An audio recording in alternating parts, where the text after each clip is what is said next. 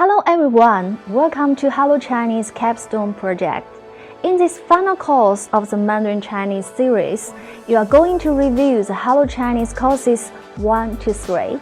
You will apply the Chinese language skills you learned by doing oral presentation based on real-life situation topics. You will submit a total of 3 videos or upload 3 voice files to present the Chinese language you learned from this course. In order to assess and further evaluate your Chinese language progress, you will also need to complete 3 basic Chinese proficiency tests. As an optional branch, Level 1 and 2 sample tests for each SK will be provided. The facial proficiency test of Chinese will be offered on even weeks for learners desiring more challenging tasks. In the final part of this course, you will be guided to the website of the Confucius Institute headquarters of China.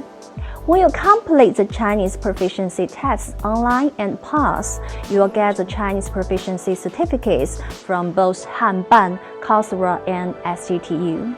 To go through the Capstone Project and HSK tests most efficiently, you highly recommend to purchase the textbook of this course, Hello Chinese 1, which contains more language resources and elaboration on difficult points.